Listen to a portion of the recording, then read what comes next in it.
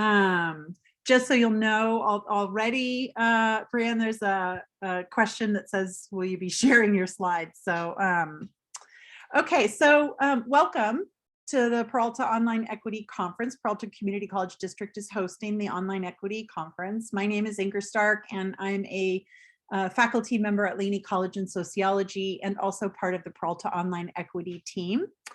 A couple of logistics for our session. We are recording. The captions are enabled. You can toggle them on or off on your own in your own Zoom. I wanted to let you know that we would like you to engage in the chat. Some of the sessions today, people are just tapping out all kinds of things in the chat. Some are relatively quiet, both is fine, but I will stay and be here and engage with you in the chat as well. And with that, I would like to present to you Breanne Kirsch and let you know she's talking about universal design for learning as an equity strategy. And I am so excited about this because at the Peralta College, we have a rubric called the Online Equity Rubric. And one of the criteria is universal design for learning, specifically because it is a central component of equity. So I'm really excited. And on your mark, get set, go. Well, thank you so much for the introduction. And I know the first question was, will I be sharing my slides? And yes, I will. I am sharing a link to the Padlet page that the conference is using. So feel free to go to that page to ask questions. I've also included my slides there, as well as a bunch of resources that I'll be talking about. So it's already all available on that Padlet page. Feel free to download the slides if you would like from there. And now I am going to share my screen with the slides. Okay, I assume you can all see my slides okay. If not, let me know. So, as mentioned earlier, I'll be discussing Universal Design for Learning, or UDL, as an equity strategy. And my name is Breanne Kirsch. I usually go by Bree. I am the university librarian at Briar University in Sioux City, Iowa. It's on the very far western side of the state. And so I can see from the chat that we have a lot of states represented here. That's pretty exciting. But as I'm going through my presentation, if you have questions, please type those into the chat or onto the Padlet page. I'll review the Padlet page at the end of my presentation after I'm done sharing the slides. But I will try to answer questions as I go, but if I miss something, I'll try to answer that at the end as well. So this is the agenda for my session today.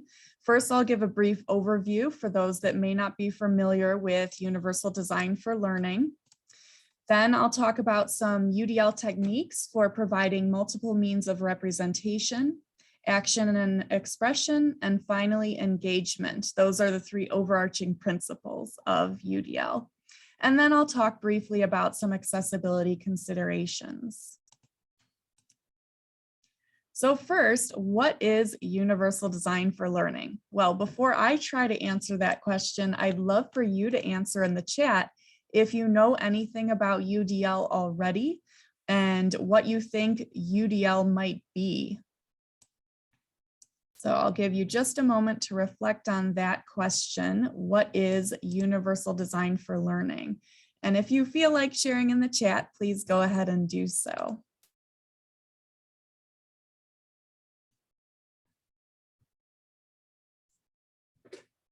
Okay, we have multiple options for students to choose from. Multiple modes of delivery of information and assessments, providing content in multiple formats, allowing for varied demonstrations of mastery to allow all students to succeed. Those are all very good examples and aspects of UDL. We have some about accessibility, that it's all accessible, and accessibility in the full sense of the word, making learning accessible for all. Yes, all of that is correct. So you all know a little bit about UDL already, which is great. But I know some of you may still not be familiar with it. So I'm going to give a brief introduction to it before diving into techniques that can be used. And feel free to keep typing in the chat as I'm talking if you would like to do so. I don't want this to just be me up here talking the entire time. I would love input from all of the attendees if you're interested in sharing, but don't feel like you have to if you'd rather just sit and listen and reflect. All right, this is the UDL framework. It looks pretty intimidating and overwhelming at first glance because it's a lot of information right here in all these different boxes. But a brief overview is the top 3 things in the top of the column say provide multiple means of engagement, multiple means of representation, and multiple means of action and expression. Those are the 3 overarching principles of UDL. So those are the 3 major overarching things that we'll be talking about today. Underneath each of those principles are 3 guidelines for each section. So for example, under engagement, we have provide options for recruiting interest, sustaining effort and persistence, and self-regulation. And then under each of those, we have 2 to 5 checkpoints for each of those guidelines. So there's a lot of information here. It can seem overwhelming and daunting at first, but in general, it has to do with providing options for students, with the goal of having expert learners who are purposeful and motivated, resourceful and knowledgeable, and strategic and goal-directed, which is listed at the bottom of the framework. I like this quote from the Teal Center fact sheet on UDL, so I'm going to read it to you. Universal design for learning is a set of principles for designing curriculum that provides all individuals with equal opportunities to learn.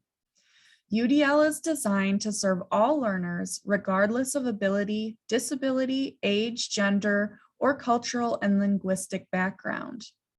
UDL provides a blueprint for designing goals, methods, materials, and assessments to reach all students, including those with diverse needs. And as I mentioned earlier, it's all about options, providing options for students so they can become empowered to be more autonomous learners, and options for course materials and for how students can engage with the course and show what they've learned. In general, the UDL framework is based on these 3 brain-based learning networks: the what of learning, the recognition learning network, or how we make sense of presented information, the why of learning, or the affective learning network, how motivation and participation impacts learning, and finally, the how of learning, the strategic learning network, how we demonstrate our learning or mastery. And this is a quote from the UDL on Campus website by Cast, who created the UDL framework. And it shows that the foundation of the UDL framework includes over 800 peer-reviewed research articles. So it's based on research and the brain-based research as well. And this provides benchmarks that guide educators in the development and implementation of the UDL curriculum. It can be a tool that can help minimize barriers to learning for our students. So I want you to take a moment and look at this comic. For those that may not see it, it's of a teacher saying to a group of students who happen to be a different species of animals, for a fair selection, everybody has to take the same exam. Please climb that tree. So the animals include a bird, a monkey, a penguin, an elephant, a fish in a fishbowl, a sea lion, and a dog. And so all of them are expected to climb the tree to take the same exam. So this gets at the idea of learner variability. And I'd like you to think about the question: educationally, does one size fit all? And I'd love to see some reflection and maybe some of your reactions to this comic. If you'd like to share that in the chat, I'll give you just a moment to reflect on the comic and the question: educationally, does one size fit all? And if you'd like to share in the chat, please feel free to do so. Helen says fair doesn't mean equal. Fair means meeting the needs of the situation. Okay.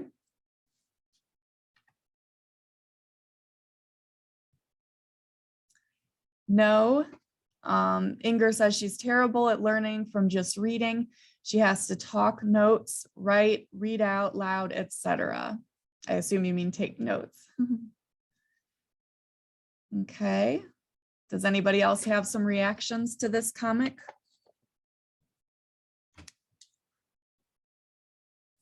The person designed the system to work for them, not for the participants. We do that often as instructors.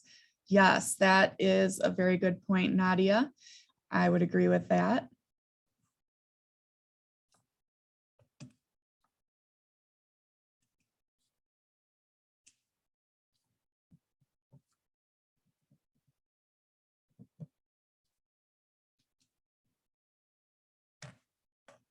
All right, well, I'm going to keep going, but thank you for those that shared in the chat your reactions to this comic.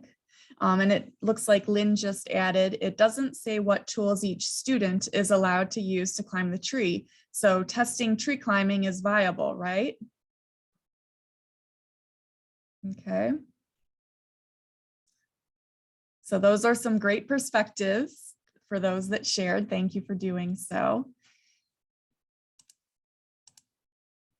So before I go back to the comic, I wanted to share this one quote with you from the Council for Exceptional Children. Options are essential to learning because no single way of presenting information, no single way of responding to information, and no single way of engaging students will work across the diversity of students that populate our classrooms. Alternatives reduce barriers to learning for students with disabilities while enhancing learning opportunities for everyone.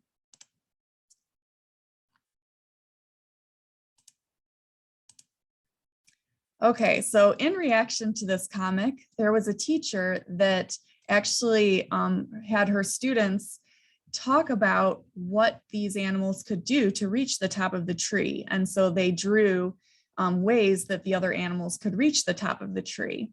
So for example, the sea lion is shot out of a cannon to the top of a tree. The fish in a fishbowl has a helicopter attached to it and it flies up to the top of the tree. The dog uses a set of stairs. And finally, the elephant has a counterweight that raises it to the top of the tree, which might be a bit unrealistic, but that's okay. So this example shows that yes, we should hold all students to the same high standard, but we should allow multiple or different pathways for students to reach those standards or the goals. And it's incumbent upon us as educators to do everything we can to help our students meet these high standards by offering those multiple pathways.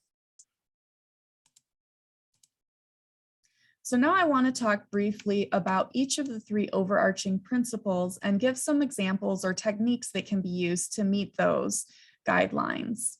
So first I'll talk about multiple means of representation.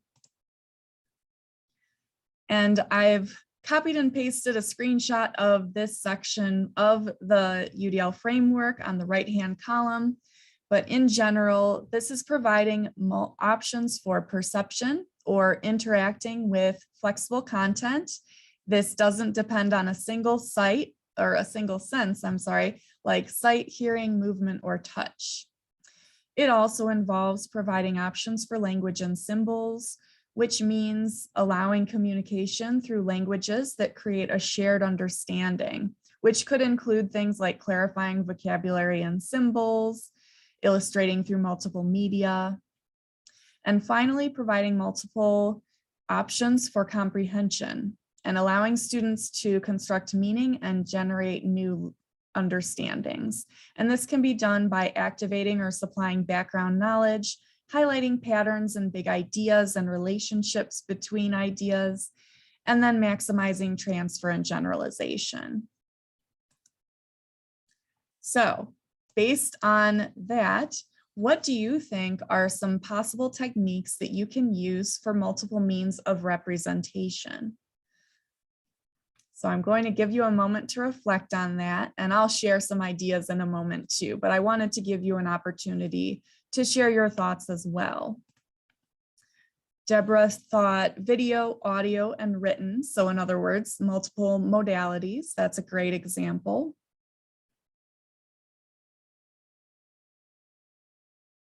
Yes, for the same assignment, that's a good clarification. Represent with images, words, and audio. So using different formats. Varying the perceived level of challenge.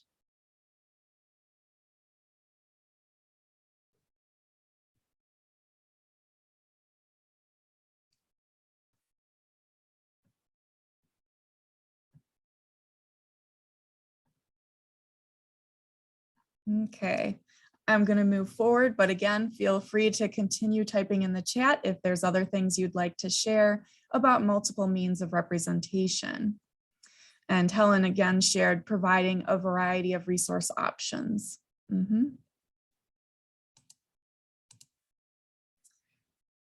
All right, in our LIBS 301 and 101 courses, these are 1-credit courses that we've recently taught fully online because of COVID. LIBS 301, we've always taught online. We try to include a variety of different visual and auditory representations for content each week. And we usually include an introductory video for that week. We include slides without audio for them to take notes on if they choose to do so. We also include videos and infographics. So here on this slide in the middle of the page, I have an example infographic that we use for one of the weeks of our course. And then on the right-hand column, we have a video screenshot of a video, Inform Your Thinking, focused on the same content that the information has value infographic contains. So that way students can choose which method or format they want to use to learn the content from. They can choose to just read through the infographic briefly to get an understanding of the concepts, or they can watch the video to get a little bit more involved look at the topic. Or some students could use both. They could watch the video and then use the infographic to review the content.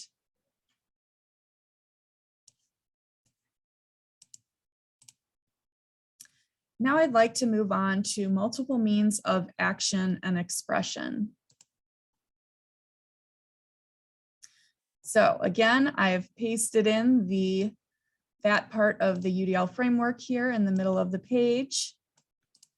But essentially, the guidelines for action and expression include providing options for physical action or interacting with accessible materials and tools, and varying the methods for response and navigation.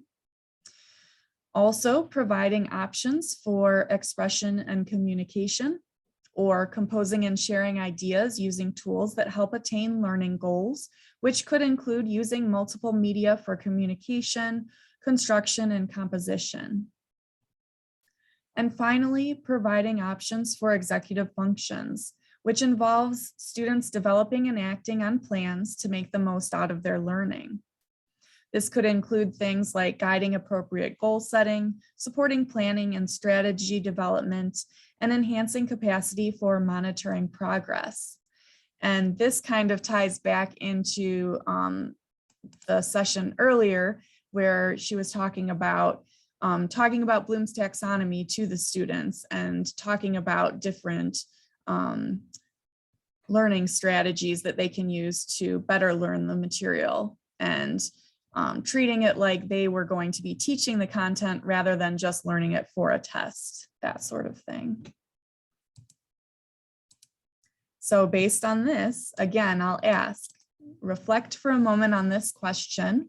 What are some techniques you can use for multiple means of action and expression?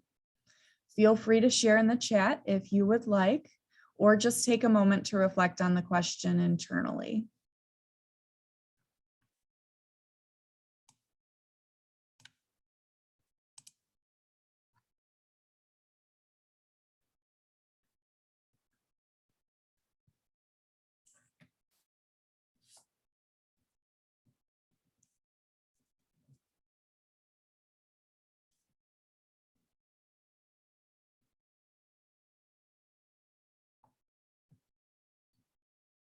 Okay, I'm going to move on. Oh, there we go. We have a response from Helen.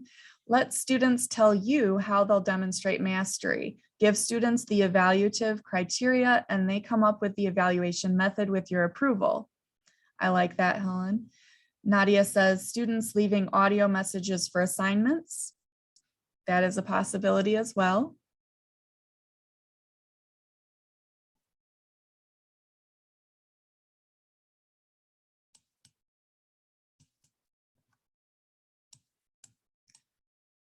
I wanted to share this website with you. It's the UDL assessment website from UDL on Campus and CAST. They have a whole page here about creating assessment that utilizes UDL techniques and provides options for students in the assessment. And as some of you mentioned in the chat, giving students the options to how we will assess their work. So for example, in discussion boards, you could have students respond via traditional typed responses, or they could respond with an audio clip or a video clip.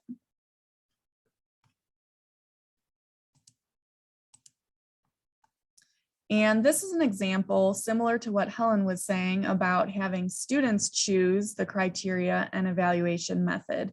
In this case, one of my colleagues, Caitlin Sabelko, at a previous institution, had her students work on a final assignment where they had to bring together their research for their research topics. And so the students were able to choose which format they wanted to share that information in.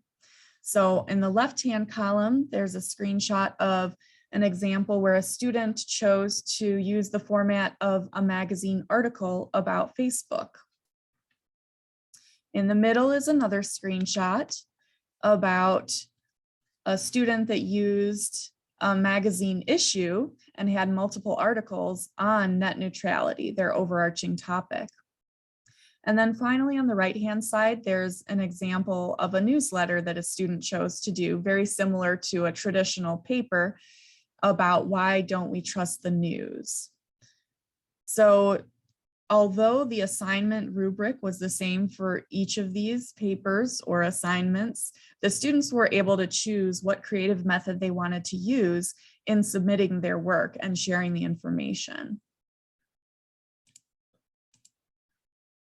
So now I'd like to move on to multiple means of engagement. And again, I've posted in that part of the framework here. The guidelines for engagement include providing options for recruiting interests, such as sparking excitement and curiosity for learning by optimizing individual choice and autonomy with our students, optimizing relevance, value, and authenticity for our course materials. Also, sustaining effort and persistence. This can relate to tackling challenges with focus and determination, and involves heightening the salience of goals and objectives, varying the demands and resources to optimize challenge, fostering collaboration and community, and increasing mastery-oriented feedback. And finally, providing options for self-regulation involves harnessing the power of emotions and motivation in learning, which relates to promoting expectations and beliefs that optimize motivation and facilitating personal coping skills and strategies and developing self-assessment and reflection. So again, if you'd like to share in the chat, what are some techniques you can use for multiple means of engagement? I'll give you a moment to reflect on that question. And yes, Helen just said the earlier suggestion about varying the level of challenge goes in this category of engagement. I would say generally yes, Helen, but one thing about the UDL framework is that a lot of the boxes overlap with each other. So one thing may meet multiple guidelines within the framework.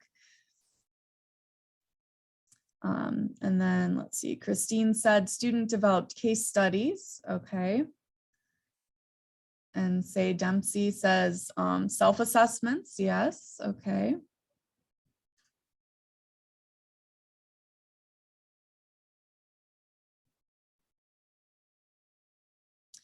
Helen says personalizing content to be relevant to students' lives and experiences, definitely. And that can be challenging depending on the topic of the course material, but maybe using examples that relate to students' lives and experiences as well.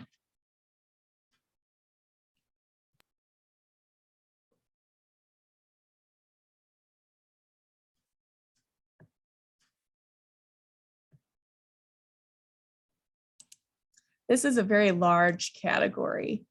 So what I always think about are high impact practices, because high impact practices tend to be engaging for students. So what do I mean by high impact practices? There are many high impact practices. Some could be considered active learning, team-based learning, problem and project-based learning, service learning, learning communities, and others.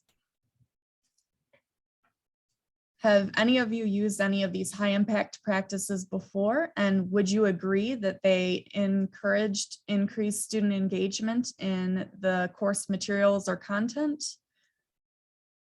Do you think these techniques helped improve student engagement?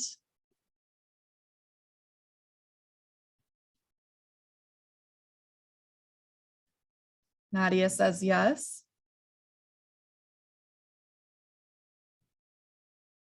Say has and yes. I've personally used service learning in a previous course I taught, and I would agree that it definitely did engage students more with the course material and the course goals. Helen says, yes, I think when students have more autonomy, they're more engaged, not just passive listening. I'd agree with that.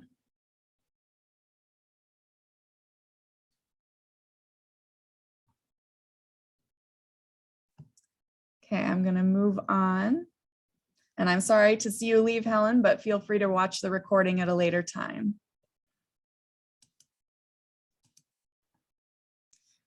All right, so now I wanted to talk just briefly about some general accessibility recommendations. And hopefully most of these are familiar with you, but if not, I did want to mention them since they are important to consider for UDL as well. Number one is alt text. For those that don't know, this is alternative text for images or graphics. So for example, if I have some images in my slides, if I have some alternative text, that would describe for screen readers what that image is. So for people with vision impairments, then they would have a screen reader read that to them, and they could understand what that image was or what it was depicting. Second is captions. It's very important to include captions in any videos you use.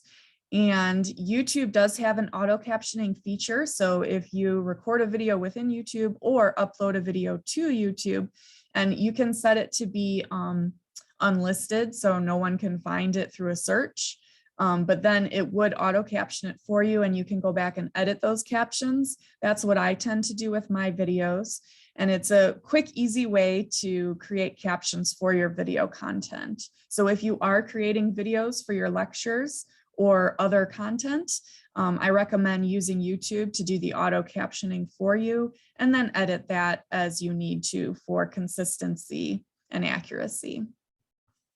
Also, using the built-in office features is important. So for example, the headings in Word, for example, they have title, heading 1, heading 2, etc. It's important to use those in our documents because that can again help the screen reader jump to different parts of a document. So for example, if you have a really long syllabus and a student wants to jump to the course schedule and look at the calendar and what's due next week, if you don't use those headings, the headings feature in Word, then it has to read through the whole syllabus, the whole entire thing to get to the calendar or the schedule of the course. So if you use those headings features, then it will jump to that part of the syllabus so they don't have to read the whole thing to the student, the screen reader. And then finally, the accessibility checking tools. There are built-in accessibility checker tools in both PowerPoint and Word. So if you use those tools, please use the accessibility checkers to make sure that there aren't anything then any accessibility concerns that you might need to correct. And now, of course, as a librarian, I want to share some resources with you before we move into an activity. And Say added, YouTube captions are not Section 508 compliant. Those that have access to Adobe Premiere Pro, their most recent update had a great captioning tool and it's easy to use and then upload to YouTube. That is a very good point. Thank you, Say, for saying that. I would say that at least having some captions, they aren't 508 compliant, but at least having some captions is better than not having captions at all. So if you don't have access to Adobe Premiere Pro, which I do not, then the YouTube might be a good fallback option. At least then it would be something. And Lynn asked if there's a book or two to recommend and help learn about and implement UDL for math or computer science or in general STEM courses. Yes, let's see if I have it in my pile here. Yep. I would recommend this book, Reach Everyone, Teach Everyone, Universal Design for Learning in Higher Education by Thomas Tobin and Kirsten Bailing. We read this book club. I led a book club for CELT, Center for Excellence in Learning and Teaching, 2 years ago now. And it's a really helpful book. It has a nice overview of how you can implement UDL in higher education. There are a number of other ones though as well that are helpful. So if others have heard about some UDL books that they'd like to recommend in the chat, feel free to do so. Also, I'm going to be sharing some more resources in a moment with you as well. And it looks like Say included some links to, or a link to a handout. Say, was that about the captions again for the Adobe Premiere Pro? Okay. So yes, if you're interested in the Adobe Premiere Pro option for creating transcripts or captions, I'm sorry, feel free to check out that link in the chat. Also, I have links here to other resources, including the Learning Design community, which has a bunch of information in it about UDL and other information. I also have a link here to the UDL implementation and research network videos. These include videos on a variety of topics within higher education and UDL implementation and in a variety of lengths. I have a link to our UDL LibGuide here, which has a plethora of information that I've been collecting on UDL, as well as information about our UDL Academy, which I held for faculty this past summer, and I'll be doing again this coming summer. And then finally, a link to the WebAIM resources. For those that may not be familiar, this is the Web Accessibility in Mind website, and it has a lot of great information and resources about how to make things accessible. It also has some content about how to check websites for accessibility and also information about color contrast and a color contrast checking tool as well. So these are great tools to know about. And I see there's some chat going on, so I'm going to pause for a moment. Yes, there is a new book, Anti-Racism in UDL. I've also not had a chance to read it yet, but I have it on my to be read pile. And yes, we are always full of resources.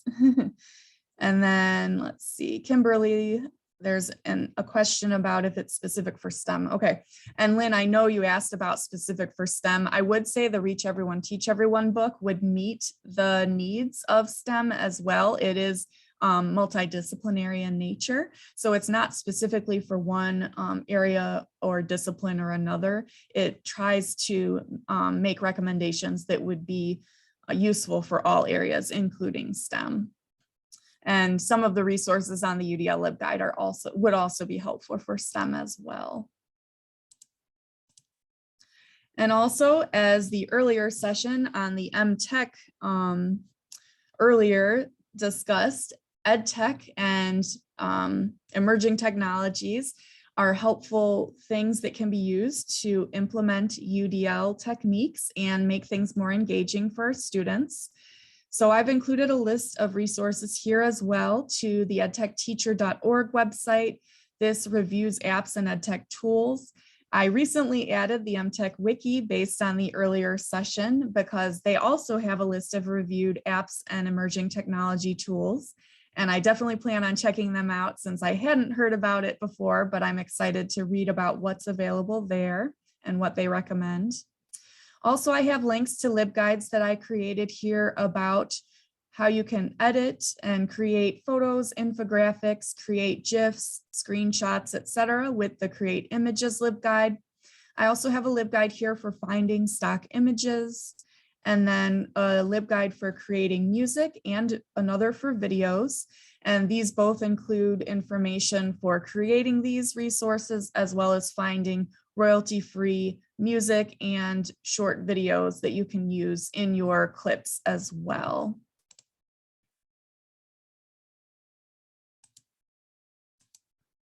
Okay, and then here are all of these links that I just talked about if you prefer seeing the URL version of it. Again, providing options, UDL friendly. And I want to take a moment now to answer any questions you may have at this point. I do have an activity though, and a couple other things I'd like to show you, time permitting. But at this point, I did want to share my email address, which I will also put in the chat. And Bree, would you be willing to put the slide document into the chat so people can download it right now? Is that possible? I uploaded it to the Padlet page, so you can just go there and download it from there. I don't have a direct link at this point, so that's perfect. If you go to the Padlet though, here, let me see if I can put that in again. Let's see. I know I put it in earlier, but for those that came a little later, if you didn't see it. And hallelujah, for so many resources. Librarians rock, I am telling you. Here's the link to the Padlet for today's session. So feel free to ask questions there. I've also posted the slides and a bunch of resources to that page as well. But are there any questions at this point before I move on to the activity?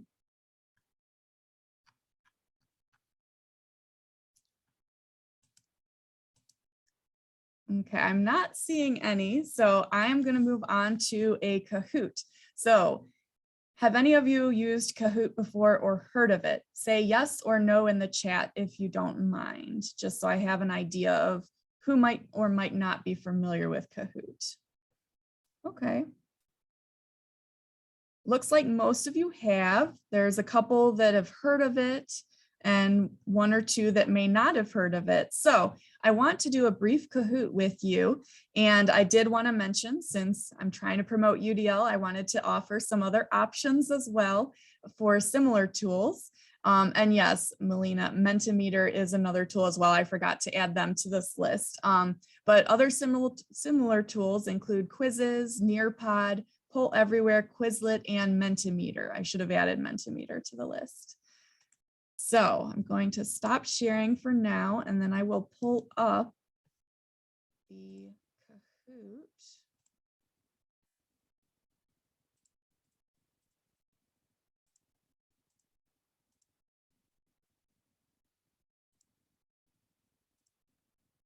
Okay.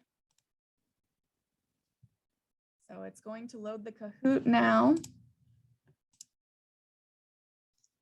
And so feel free to open up a browser or a tab on your internet browser if you're on your laptop or computer, or feel free to use your smartphones or other devices if it has internet access. And then just go to www.kahoot.it. That's KAHOOT.it. That's the URL. And then when it asks you to enter the game pin 2886024. There's also a QR code if you're using your smartphones. So I'll give people just a minute to get into the Kahoot, and it is fairly short, and it'll help me determine if there's anything else I should show you. So we have 25 people in the room still and only 8 people in the Kahoot. So I'll give you just another minute to get in. If you haven't used it before, I definitely recommend trying it out.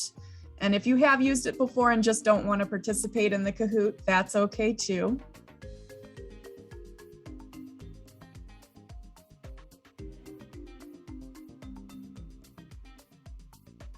Okay. So we have 11 people in the Kahoot now. I think I'm going to go ahead and start it since I don't want to take the entire time up. And it'll pop up with the URL and stuff again too, if you need it at the top of the page once it starts. At least I thought it would. Oh yeah, it's at the bottom of the page here, kahoot.it and then the game pin. All right, so what has this presentation been focused on? Choose the shape and color corresponding to the topic. 1 second. All right, so, well, yes, it is overarchingly about equity. I guess that is correct too. But the answer I was going for was UDL. That's been the focus. And then with Kahoot, for those who were unfamiliar, it does a scoreboard based on if you answered correctly and also how quickly you answered correctly. Next one, which of the following is not part of the UDL principle? And again, choose the corresponding color and shape for the answer you think is not part of a UDL principle.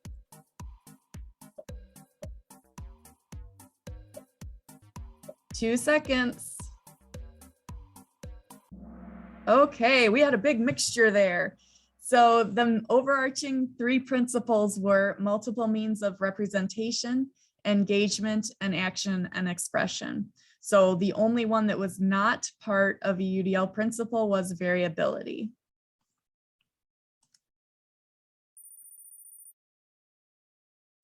All right, next question, true or false? We should all hold all students to the same high standard, true or false?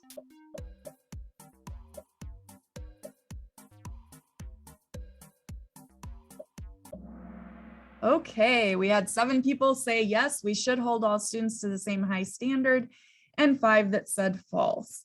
So in this case, remember, with the comic that we talked about, we should hold all students to the same high standard, but we should offer them options or multiple pathways to reach those high standards. That's what we discussed.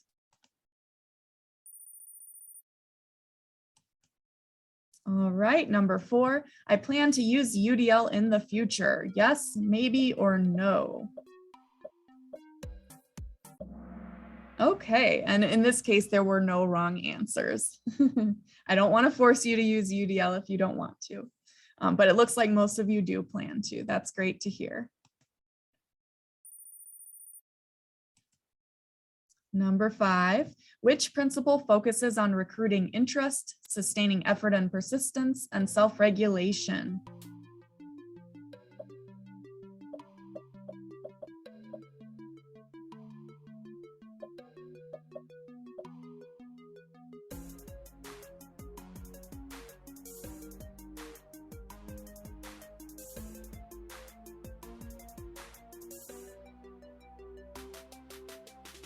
Five seconds.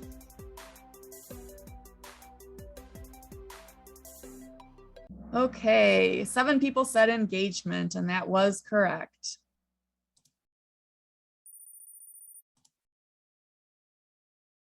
Which principle focuses on perception, language and symbols, and comprehension?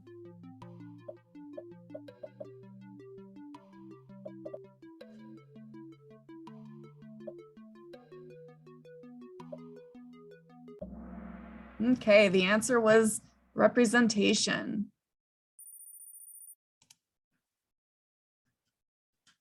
Which principle focuses on physical activity, communication, and executive functions?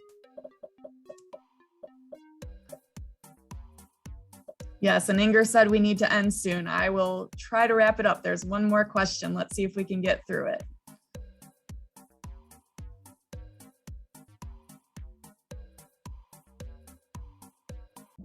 Okay, the answer was action and expression. And the final question, there is no time permitting, but if you had questions about these, which of them would you want to find out more about?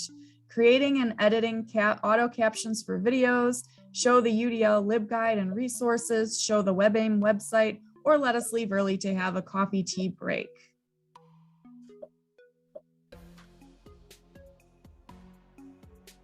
And I'm just, okay, there we go.